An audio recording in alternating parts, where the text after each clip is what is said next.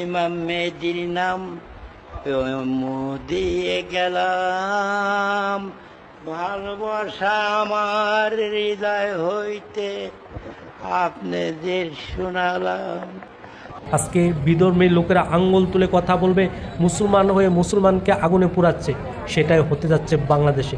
দর্শক বন্ধুরা, আপনারা তখন যার গানটি শুনলেন তার নামই হচ্ছে নুরা পাগলা। আজকে নুরা পাগলাকে নিয়ে কিছু কথা আপনাদের সাথে শেয়ার করব।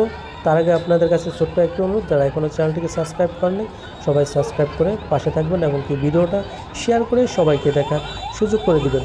নুরা পাগলা তিনি নিজেকে ঈসা আলাইহিস সালাম ও ইমাম মাহাদি দাবি করতেন এবং কি নুরা পাগলার যে অনুসারীরা তাকে আল্লাহ বলে বিশ্বাস করতেন এবং কি নুরা পাগলার মৃত্যুর 10 দিন নিরামিষ ভোজ পালন করতেন এবং কি নুরা পাগলার যে বাড়িটা আছে সেই বাড়িকে ঘিরে ভক্তরা 2 ওয়াক্ত নামাজ পড়ে থাকতেন। আপনারা জানেন যে নুরা পাগলাকে যেখানে কবর দেওয়া হয়েছিল সেখানটাকে কাবার ডিজাইনে একটি নকশা করা হয়। এই কারণে এলাকাবাসী 1 সপ্তাহের আলটিমেটাম টাইম দিয়েছিলেন এইসব কর্মকাণ্ড বন্ধ করতে, কিন্তু তার অনুসারীরা কোনো পরিবর্তন আনেনি এবং প্রশাসনও নীরব ছিল। আসলে এরকম একটা পরিস্থিতি তৈরি হবে সেটা অনেকে আগে থেকে জানতো, কিন্তু আগে কেউ কোনো পদক্ষেপ নেননি। দর্শক বন্ধুরা, আপনাদেরকে আর একটু ক্লিয়ার করে দেখাবো।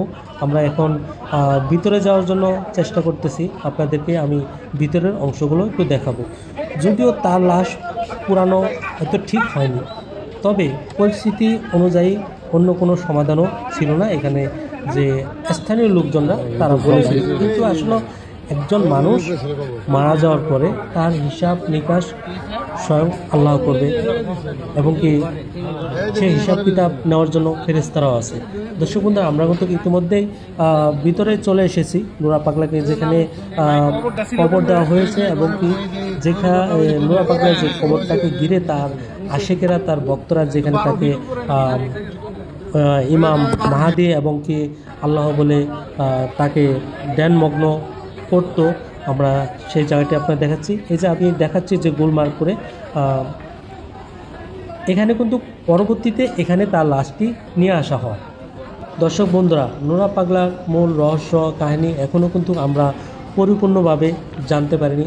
আমরা এর আগেও অনেক ভিডিওতে দেখেছি যে যেগুলা অবৈধ মাজার বা ভণ্ডপীর তাদেরকে উচ্ছেদ করার জন্য কিন্তু প্রশাসন নিজেই গিয়েছিল এবং কি প্রশাসনের লোকরাই কিন্তু সেগুলো উচ্ছেদ করে দিছে, সেটা আমরা অনেক ভিডিওতে দেখেছি। কিন্তু নুরা পাগলার বেলা কেন ব্যতিক্রম করা হলো জানি না, কতটুকু সত্য মিথ্যা, যতটুকু আমরা স্থানীয় লোকজন এবং কি আমরা যতটুকু সোশ্যাল মিডিয়াতে দেখেছি ততটুকুই আপনাদের সাথে শেয়ার করছি।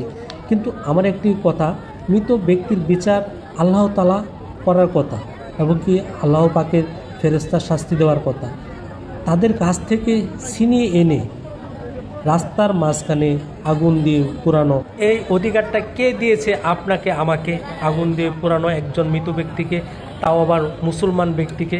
দর্শক বন্ধুরা, আপনাদের মূল্যবান মতামত কমেন্ট বক্সে অবশ্যই জানাবেন এবং কি ভিডিওটা শেয়ার করে সবাইকে দেখার সুযোগ করে দিবেন। সবাই ভালো থাকবেন, সুস্থ থাকবেন।